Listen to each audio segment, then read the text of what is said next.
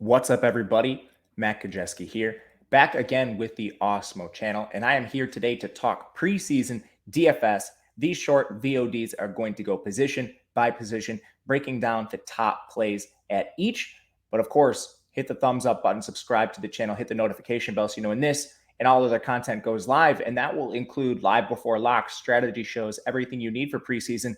And for you deep divers, make sure to check out the site. We have a preseason package with write-ups, projections, depth charts, everything you need to dominate preseason DFS. And we are heading into the Friday slate of week one preseason DFS, and we are going to kick things off at the quarterback position, which brings us to Tennessee. Of course, we have a 3-game slate, so we are looking for teams that are narrow at each position. And Tennessee is. They are not going to be playing Ryan Tannehill, which leaves backup Logan Woodside to basically play an entire half with Matt Barkley closing out the game. They only have 2 quarterbacks on the roster. Logan Woodside has been the backup for a few years now, and he's basically held off all comers, and he should do so again this preseason. He projects for just over 100 passing yards, a half a passing touchdown, giving him the highest projection on the DraftKings and FanDuel slates. He is narrowly ahead of quarterbacks like Felipe Franks for Atlanta. The status of Matt Ryan being in question keeps Woodside narrowly ahead. If Matt Ryan were to be out, you would see Felipe Franks get into the conversation for top quarterback. But right now, it is Logan Woodside, and it is not close.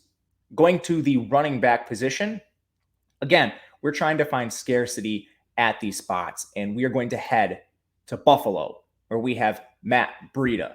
Now, Buffalo is also thin at running back. We had Zach Moss sustain a hamstring injury this week, and we're not really expected to see Devin Singletary play meaningful snaps.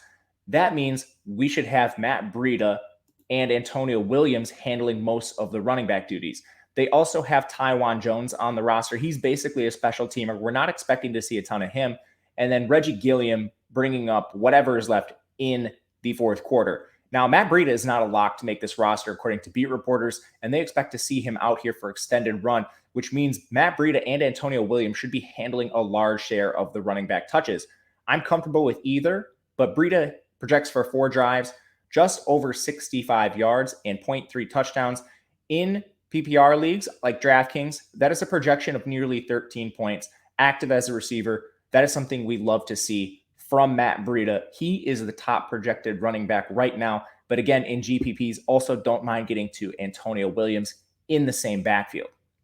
Moving to the wide receiver position, we're actually going to stick with the same team. As you can tell, Buffalo is a little thin heading into tonight's game. Now, at the receiver position, we are not expected to see Stephon Diggs. Duke Williams is hurt. That leaves us with just 10 healthy receivers. Now, we're also not expected to see many snaps from Emmanuel Sanders or Cole Beasley. A player like Gabriel Davis is also a lock to make this roster, as is Isaiah McKenzie for his special teams ability.